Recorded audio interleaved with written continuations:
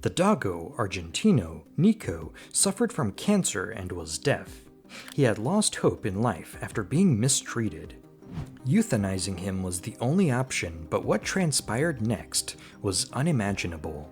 For nearly 2 decades, Kenneth Darwin had been a veterinarian. He had put many loving creatures to death to relieve their suffering, but he had also saved many during those 2 decades.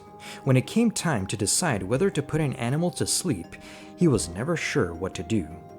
Though his heart ached, he was also appreciative that he could lessen their suffering. It was the same today. He added pentobarbital to the IV infusion. A stunning and robust male doggo from Argentina was lying on the examining table in front of him. This animal, though, had given up. He would probably inform him when he was done if he could speak. Just as Kenneth was ready to poke the needle into the dog's leg, his nurse hurried over and commanded him to stop. Taking the dog off the death list was necessary. Kenneth felt somewhat relieved. He gave the dog a head rub and gave him a behind-the-ear scratch. The dog only stared at the ground without reacting. The nurse clarified that Kelly Gibson, an animal rescuer, was responsible for making it possible. She intended to heal the animal through nursing. "God be with her heart," remarked Kenneth. Kelly Gibson stepped on the gas. She was driving as fast as her Jeep would allow her to get to Kenneth Darwin's veterinarian's office. She hoped to arrive in plenty of time. She developed the habit of perusing the weekly kill lists from animal shelters. Though she was aware that it was not possible, she wanted to save every animal. Occasionally, though, she would come across an animal's picture or, on rare occasions, an adoption profile that struck a chord with her. In these situations, she disregarded caution altogether, made arrangements for the cat to be removed off the kill list, and provided it with a temporary home while she looked for a forever home. This was how she ended up with the photo of Nico, a lovely Dogo Argentino. The original purpose of taking the picture was to draw potential adopters' attention. After going viral, the image touched the hearts of animal lovers everywhere. The sad, broken animal had, in his own way, turned into a global symbol of animal abuse. But Kelly realized immediately that unless she stepped in, Nico would never find a place to call home. The dog appeared thin and lethargic. His body's scars served as a guide to the abuse he had endured over the years.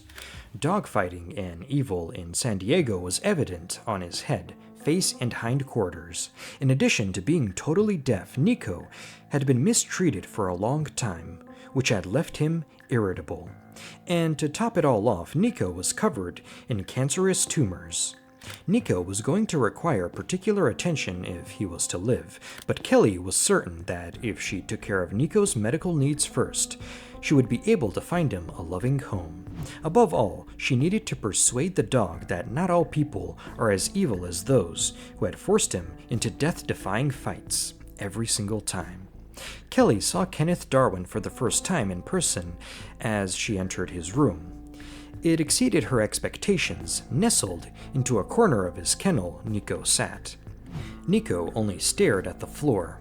He made no attempt to recognize her. She had never seen an animal so depressed as this dog. Kelly wondered briefly if her decision to step in was the right one. She knew that this dog would choose to die if given the option. Kenneth was requested to open the kennel by her. With hesitation, he warned Nico that he couldn't hear and that he would undoubtedly snap at her if he felt shocked or threatened. Taking a deep breath, Kelly entered the kennel and closed the gate after entering. The dog didn't raise his head or wag his ears. There was nothing to suggest he was even aware she was there, not even a skin ripple along his back. Kelly walked slowly up to the beast. He had well-groomed ears and a robust build. Even though breeders had given up on this outdated technique decades ago, gang culture still widely practiced it. Furthermore, Nico was most likely in the hands of gang members if his wounds indicated that he had been involved in dogfighting. The sole purpose of these gang dogs' cut ears was to give them a more ferocious and threatening appearance. Kelly noticed that the ears had not been clipped by a veterinarian when she drew closer. It had most likely been done at home using kitchen or gardening shears and no anesthetic. She felt her grip tighten over her heart upon realizing how much abuse Nico had endured during his life. Kelly started talking to Nico. Even though she wasn't sure if he could hear her, she went on. Her voice was soft and soothing. Shuffled a little closer, she saw the twitch of one ear, the first indication he was aware of her presence. For some time she sat motionless and conversed with the animal, attempted to gain her trust with her energy. At last, she inhaled deeply and extended her hand to grasp the dog. Nico responded instantly, jerking out of his sluggish stance, and became completely conscious. Kelly attempted to assess his eyes. They were trusting but not hostile. She felt as though an imperceptible barrier stood between her and the dog, and it was her responsibility to tear it down in order to aid the creature. She turned to face Kenneth, who had been observing from outside the kennel, and informed him that it would require some time. In the other corner of the kennel, Kelly settled in. She talked to the dog and kept watching him. Now that he was observing her as well, Nico at last acknowledged her. Kelly believed they had won half the battle. It eventually took Kelly 6 hours to gain the dog's trust, so she could pet him. Everything happened slowly. Kelly bid Nico farewell after dusk and assured him she would return in the morning. Kelly tossed and turned in her motel room in San Diego that night. The images of the abuse Nico had endured plagued her dreams, and the dog had been able to convey so much about his mental state. Given that Dogo Argentinos were akin to pit bulls, his freedom would have been taken away from him when he was a puppy. The street gangs searched through the classified ads and watched breeders for upcoming litters, always keeping an eye out for puppies. Although the majority of respectable breeders would never think about giving a puppy to a member of a gang, some were dishonest enough to turn a blind eye. They parted ways with puppies, who invariably ended up in dog shitfights or other abusive situations. Their personalities would naturally evolve in tandem. Gang-related canines were abnormally hostile. This was due to the fact that they had no other purpose. They were there to attack, defend, and frighten. That was their purpose. This is how Nico would have lived. Maybe his tragic talent that shaped the rest of his life was his exceptional skill in the fighting ring. Gang members attacked a dog as soon as they noticed it had a tendency to be aggressive towards other animals. Nico would have been trained nearly right away. Usually, they would have forced him to swim in a pool until he was completely worn out. Then a fearful rabbit, cat, chicken, or other small animals would have been placed nearby, and he would have been placed on a treadmill. He would then have been persuaded to hang off the ground and bite into a chain baited with meat. The gang members would have filed his ears and sharpened his teeth when they thought he was ready. To make his fur taste bad to other canines, roach poison would have been a last touch given to his diet. Kelly was tired by the time she woke up at 6 in the morning. She was more determined than ever to save the dog by any means necessary after having dreams about Nico. Returning to Kenneth Darwin's room, she went once more. Nico was in the kennel, sitting in a corner and appearing to be unaware of anything going on. However, he gave her a quick nod right away, wagging his tail lazily rather than twitching his ears. She was worried that her heart might break because she had made more progress with Nico the day before than she had anticipated. Before Nico trusted Kelly enough to follow her to the Jeep, They had been together for 3 days. The rescue effort had completed its first phase, but more work remained. Kelly rolled down her window and asked Kenneth about Nico's cancer treatment before she departed. Soon after he came here, I did some tests, and I believe we can treat him. Kenneth remarked, as a matter of fact, I believe there's a strong possibility we can remove the tumors and cure him of cancer. However, you work with him first. It would be preferable if he returned after you gained greater confidence in our species. Following his first week with Kelly, Nico began to show significant improvement. He started walking around with a dog smile on his face and waving his tail all the time. Kelly managed to approach Nico without alarming him, and as a result, he gained confidence in her.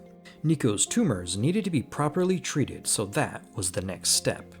Everything went perfectly. He took to Kenneth's treatment beautifully. Nico, the neglected Dogo Argentino, was confirmed cancer-free a few months later. Then the day arrived when she was prepared to begin interacting socially with him. Kelly was aware that she needed to handle this stage of Nico's recovery carefully. He had a bad history with humans and was accustomed to fighting, even when he was among other dogs. She then made the decision to bring him to a nearby park for a training session, but she would only spend time sitting with him apart from the other dogs until he felt at ease. Nico had to never feel threatened in any way because it would cause him to revert to his previous ways of behaving, which would make it very difficult for him to find a permanent home. Nico was the class leader after 3 months. Kelly had been wise to wait.